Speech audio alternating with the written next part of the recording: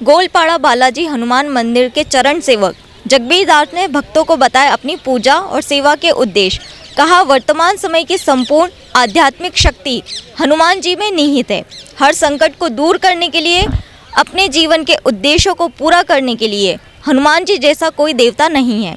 इसी बात का विश्वास लेकर मैंने पूजा अर्चना की और सब कुछ पाकर संतुष्ट हूँ। मैं चाहता हूँ लोग हनुमान जी एवं उनकी प्रतिमा पर विश्वास करें।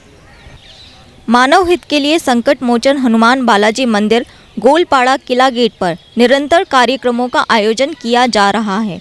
इसी कड़ी में 1 फरवरी सोमवार को शुरू हुए अखंड रामायण पाठ का आज समापन हुआ।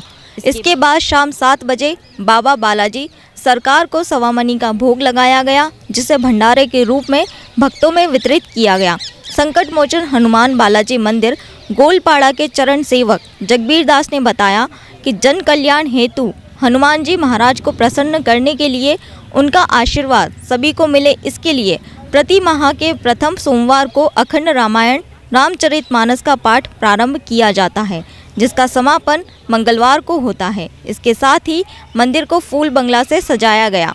अयोध्या में रामलला का भव्य मंदिर निर्माण हो, इसमें कोई विघ्न बाधा न आए, उसके लिए प्रतिदिन अनिश्चितकालीन महायज्ञ चल रहा है। यह हवन यज्ञ शाम 5 बजे किया गया। मंदिर के सेवकों द्वारा सार्वजनिक हित के कार्य भी आयोजित किए जा रहे हैं। हमने और आपने निश्चित रूप से ईश्वर को नहीं देखा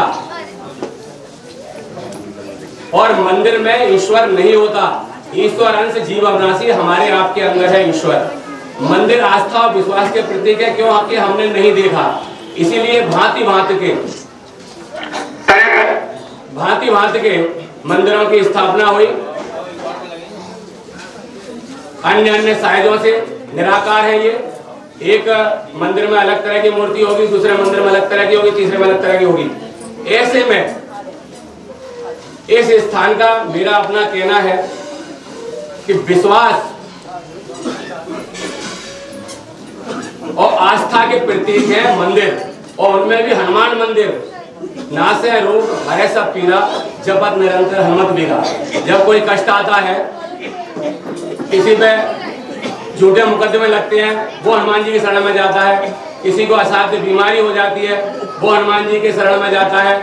हमारे गदरगो सरकार को डॉक्टर सरकार कहते हैं। तो जब भी कष्ट आता है, अधिकांशतः व्यक्ति हनुमान जी महाराज के पास जाता है। और हनुमान जी महाराज का एक विशेष स्थान बन गया है मेहंदीपुर बालाजी में, और अधिकांश लोग इसमें से 90-95% लोग बालाजी महाराज से जुड़े हुए हैं। इसीलिए आज यहाँ बैठे हुए हैं।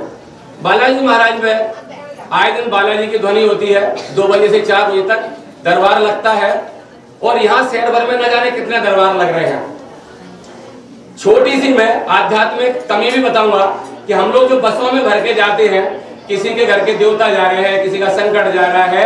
हालांकि इन चीजों को मैं मानता नहीं हूँ, लेकिन ऐसा हो रहा है। जो जाते हैं और वहां से पूरी तरह से स्वस्थ होकर नहीं आ पाते, तो और फिर वो मुझे यहाँ बताते हैं, तो मुझे बड़ा दुख होता है। आप लोग जब जाएं, जब आप पूरी तरह से संतुष्ट हो जाएं।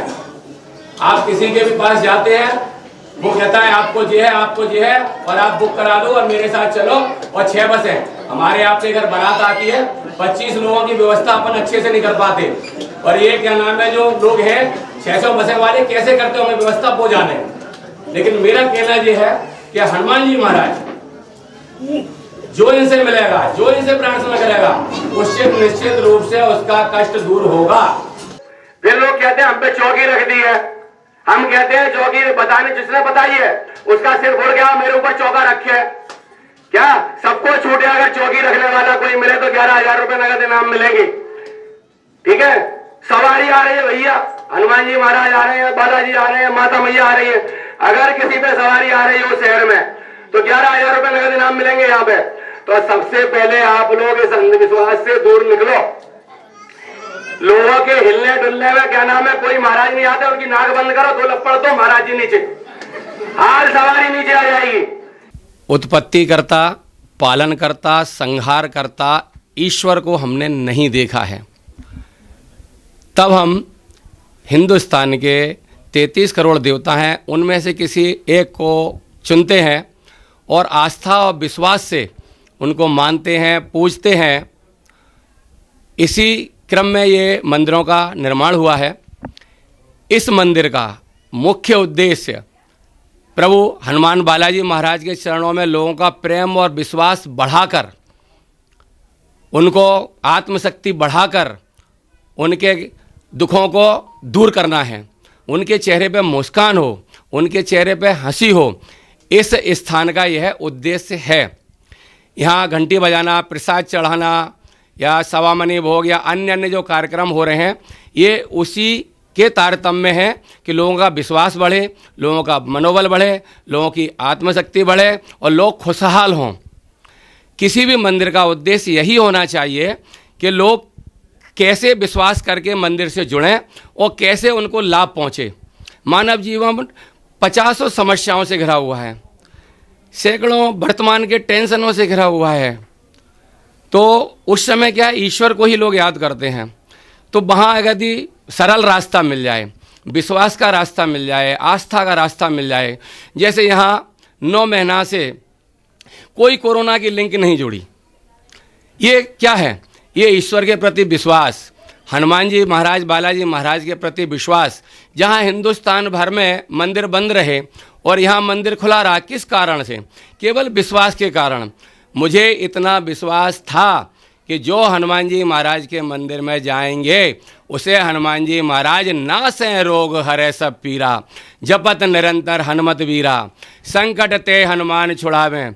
और आज उसी आध्यात्मिक कारणों से हिंदुस्तान भर में कोरोना का संकट कम रहा और हम निपटने में सक्षम रहे और धीरे धीरे वो समापन की ओर है।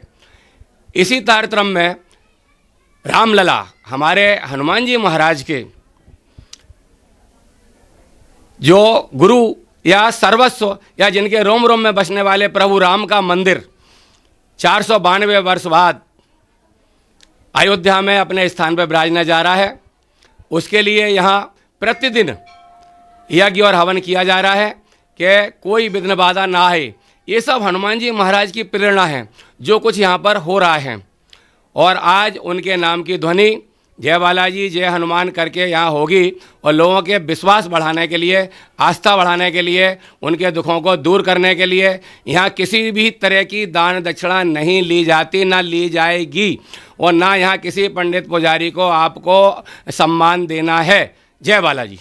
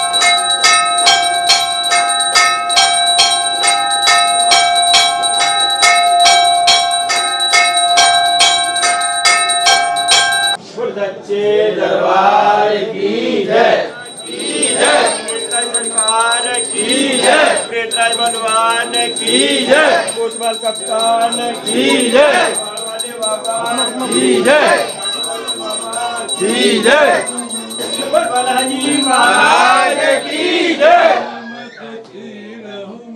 बलबीर तेरे अधीन हूँ मैं,